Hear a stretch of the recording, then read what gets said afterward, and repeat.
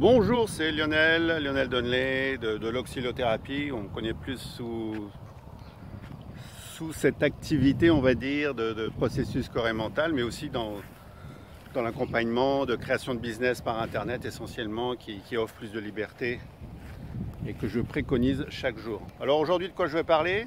Eh bien, on va parler alors on va plus parler de coronavirus, on va parler de Corona Business.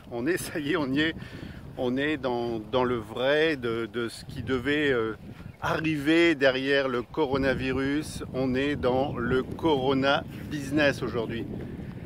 Et oui, on le voit de plus en plus, ce fameux virus soi-disant déclaré sous forme de pandémie. Bon, il y a du monde qui y a cru quand même, ça a bien marché, hein. C'était bien préparé par des gens sérieux, a priori, qui nous dirigent, qui gouvernent des références comme l'OMS, etc.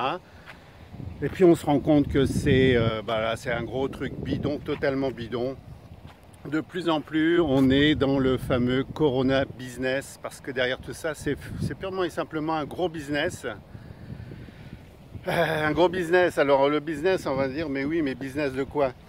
Déjà au travers des dettes, des dettes que l'on avait, et puis là on en a rajouté. On va en profiter, c'est le moment ou jamais, vu qu'on est dans les peurs encore, plus ou moins pour certains. Et on a déjà rajouté 4, 5, 6 000 milliards de dollars, euros, peu importe, dans le système.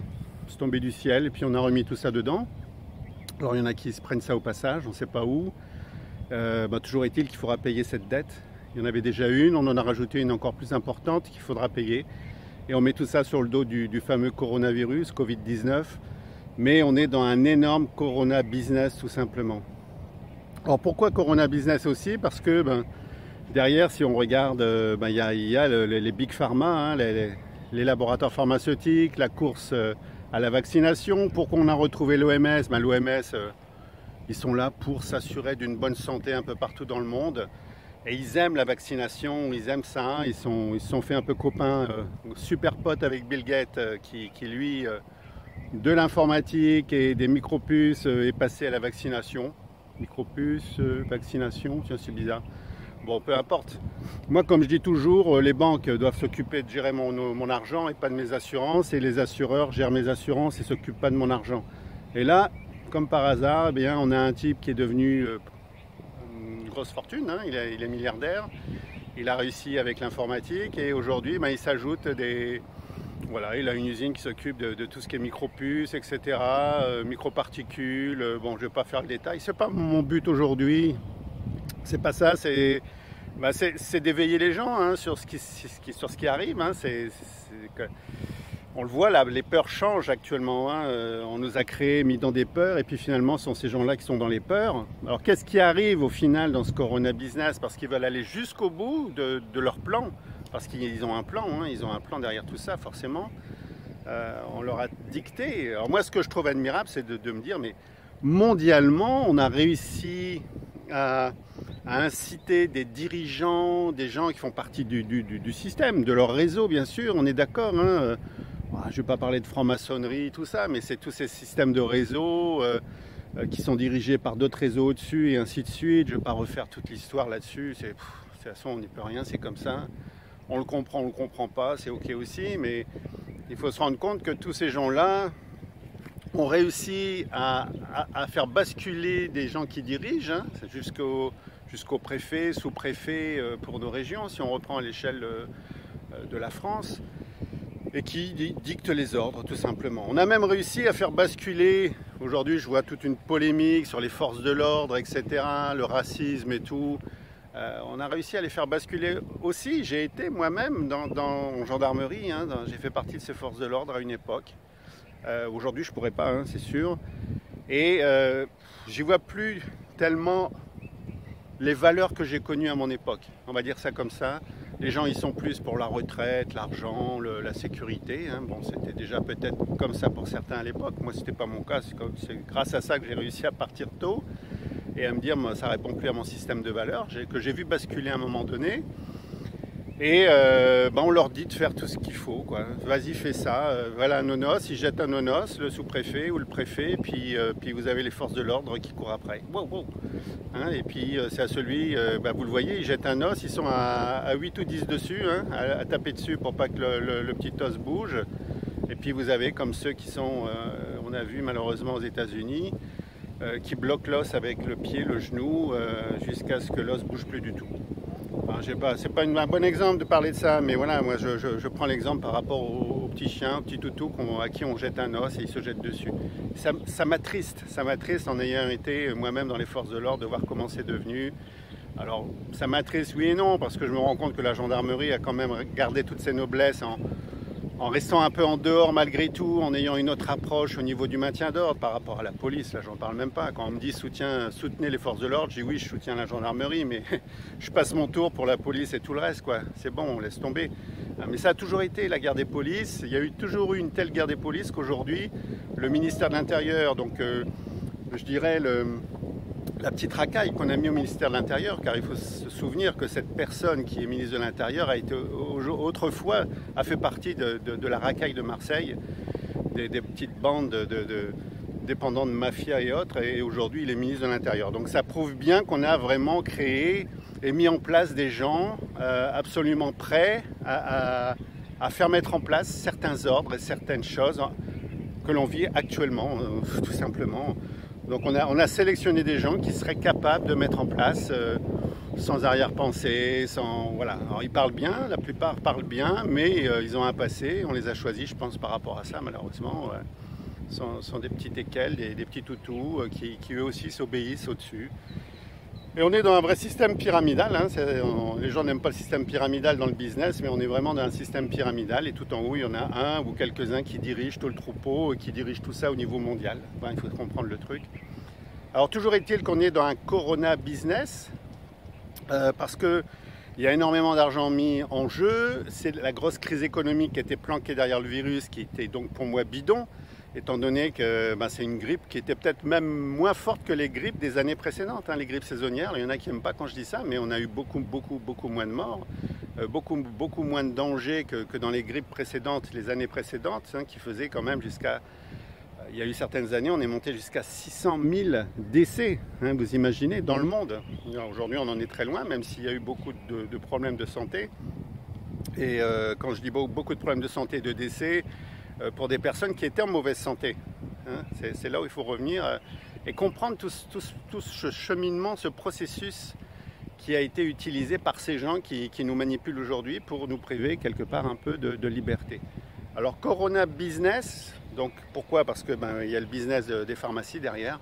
L'OMS, qu'est-ce qu'ils viennent faire là-dedans? Eux, c'est leur business. Hein, finalement, la vaccination, ils sont potes avec tous ces gens de Big Pharma, Bill Gates et compagnie, la fondation Bill Gates. Et ils veulent arriver à leur fin. Derrière, on a ceux qui ont des business, effectivement, qui veulent prendre de l'argent au passage. On a l'État qui avait des dettes, les États dans le monde qui avaient des dettes, qui sont en train d'effacer l'ardoise ou qui vont faire bosser davantage ou faire travailler peut-être davantage pour arriver à leur fin et rembourser leurs dettes, travailler plus, être payé moins, avec moins de congés payés, sans doute, on va arriver à ça.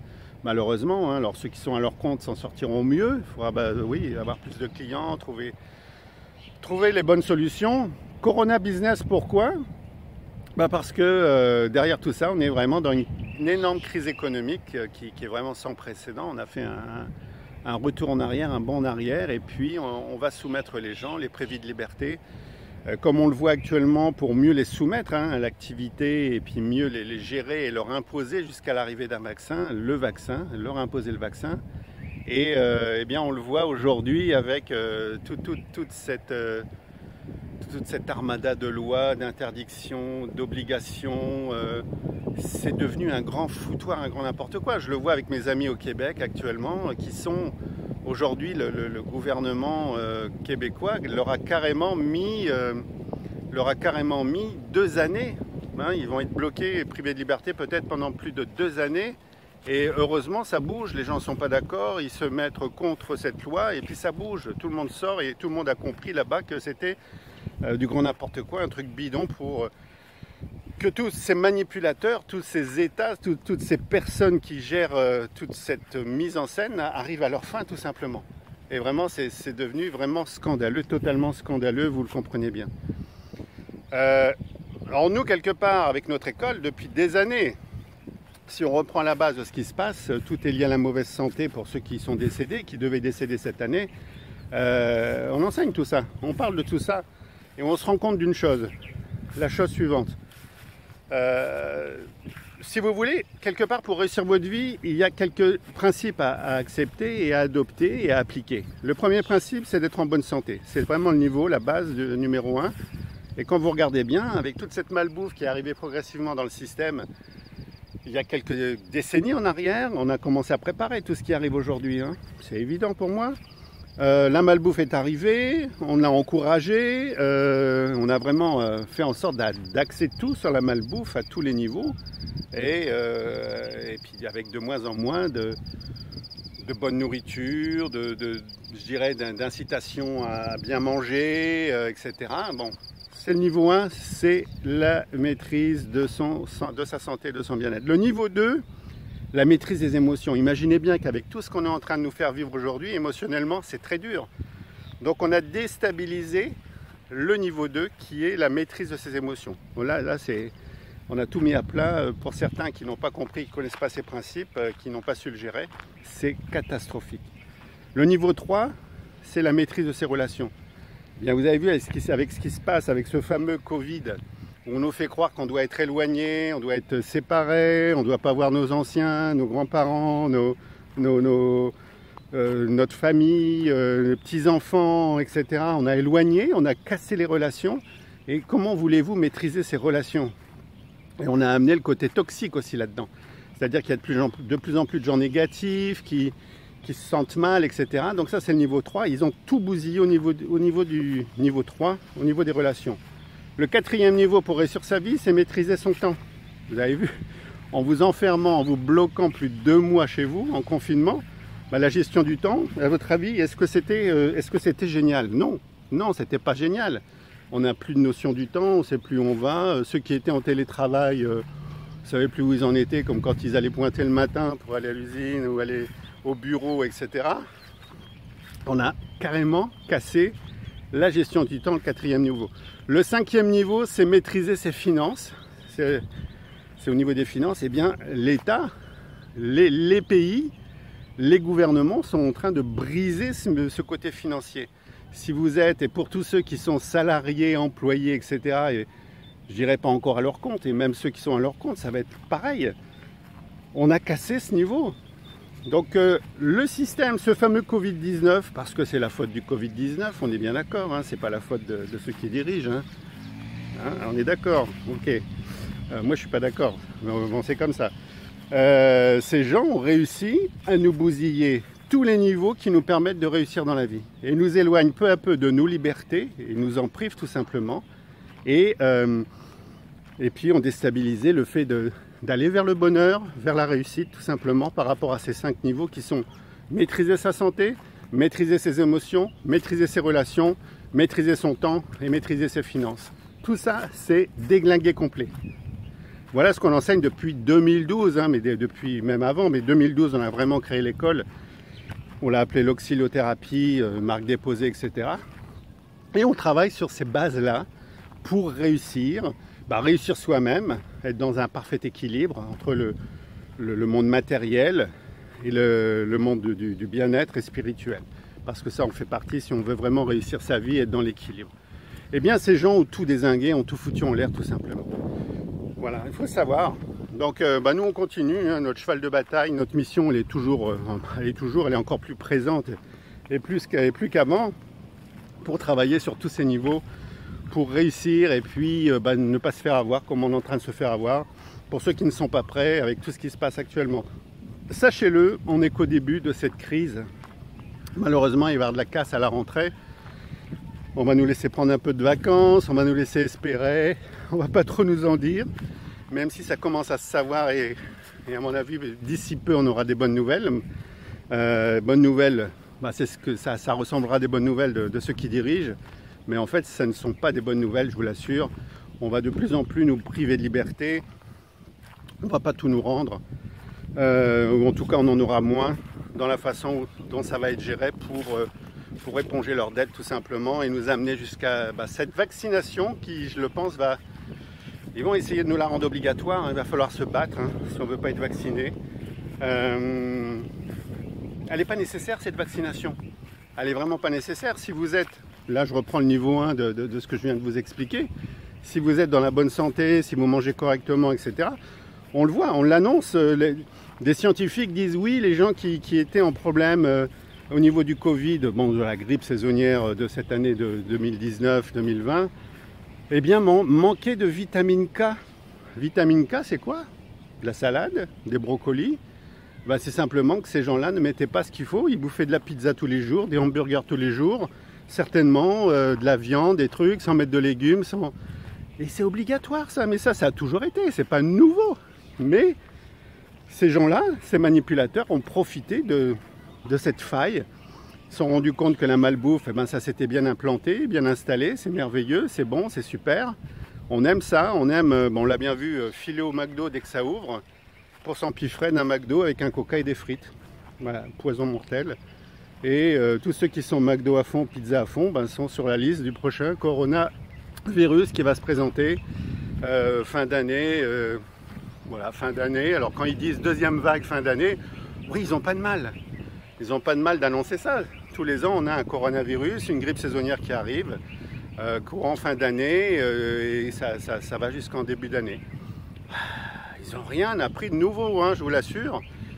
Donc, sachez-le, si vous êtes vraiment à pas être dans la bonne santé, à bouffer n'importe quoi, à boire n'importe quoi, eh bien, vous pouvez être sur la liste des prochains et vous ferez partie de cette liste.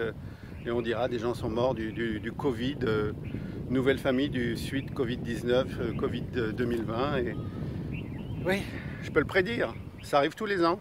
Sachez-le, c'est pas nouveau. Et cette année, comme je le répète encore, il y en a eu moins. Il était moins violent ce Covid-19 que cette grippe saisonnière était moins violente que les années précédentes.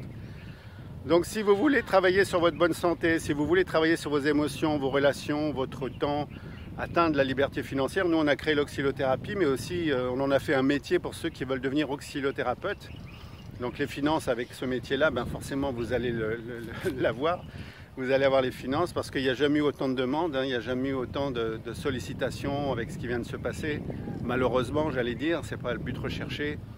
Nous, on était plus, je dirais, avec l'oxylothérapie, on est dans du préventif, mais on peut aussi aider des gens qui sont fait avoir par ce truc bidon, cette crise bidon, cette crise sanitaire bidon, qui a créé des problèmes de santé, le stress, j'en parle même pas. Alors l'OMS, là oui, l'OMS indique que, là on peut parler de ce qu'ils indiquent au niveau du stress, et ils le savent, puisqu'ils savent depuis longtemps que le stress est devenu la cause numéro 1 des problèmes de santé, de maladies, de décès dans le monde. Le stress c'est dangereux, et donc comment travailler sur le stress, travailler sur ses émotions, et puis gérer ses relations tout simplement avec une bonne base alimentaire, et puis ça sera parfait. Donc voilà, si vous voulez en savoir plus, je vous ai mis le lien pour aller vers l'oxylothérapie. On fait de la formation à distance, vous pouvez commencer quand vous voulez. Dès votre inscription, vous commencez la formation. On peut faire tout ça en visioconférence, on peut faire ça en salle pendant 9 jours. Et puis, c'est un plaisir, si on travaille ensemble, de vous voir rejoindre la famille des oxylothérapeutes, parce qu'on devient une famille. Notre particularité, je dirais, c'est pas comme la majorité des formations où vous payez pour venir à une formation. Non, on va être là pendant la formation avec vous, bien sûr, pendant la formation à distance, pendant la formation en salle, et puis on va être avec vous aussi après, parce qu'on ne se quitte plus. Dès que vous avez besoin de nous, on est là. Ça fait partie du package, de notre accompagnement permanent pour vous aider à tout mettre en place, à réussir selon vos accompagnements, selon les gens que vous allez accompagner, selon les difficultés que vous allez rencontrer. On est là. On est là, et puis on est là pour répondre à vos questions. Donc on est une formation qui est plutôt atypique, plutôt particulière, dans le sens où on est là en permanence, même après la formation. Mais ça, il n'y a pas beaucoup de formations, vous allez trouver ça. Donc quelque part, on appelle ça la famille des oxylothérapeutes. Il y a des oxylothérapeutes qui l'oublient aujourd'hui d'ailleurs, très certainement, du fait d'être devenus auxiliothérapeutes, ils peuvent nous contacter et avec plaisir on leur répondra, on leur montrera le chemin, on leur refera des mises à jour. Puis vous avez même des possibilités, selon les possibilités en salle surtout, si vous avez déjà fait les formations, de revenir encore en formation. Voilà, on ne va pas vous faire repayer comme ça se fait dans la majorité des formations que l'on fait dans le monde. On ne va pas vous faire repayer, il y aura peut-être une petite participation et encore, pas toujours, pour les frais de salle, etc., d'organisation, mais ça ne va pas chercher loin par rapport à tout ce que ça peut vous apporter. Donc voilà tout ce qu'on peut apporter dans cette formation. Donc je le répète, l'auxiliothérapie qui est un processus global corps et mental et où on va pouvoir travailler sur tous ces niveaux, majoritairement sur le niveau 1, la santé, le bien-être, les émotions, on parlera des relations et forcément on arrivera aux solutions financières étant donné qu'on a vraiment tout ce qu'il faut pour accompagner les gens, faire un excellent métier d'accompagnement. Et voilà, Dieu sait si aujourd'hui on a vraiment un énorme marché à prendre, énormément de personnes à accompagner dans ce qui arrive seulement, parce que ça arrive seulement, ça commence seulement avec toute cette histoire bidon que l'on a pu nous amener à travers les peurs tout simplement. Donc voilà, moi je vous dis à très bientôt pour une prochaine vidéo, surtout allez voir le lien sous la vidéo ou avec la vidéo. Posez-moi des questions, hein. Vous savez, je suis joignable, je suis accessible, ou une personne de l'équipe vous répondra, il n'y a pas de souci. Et puis sinon, moi je vous dis à très bientôt et à ciao.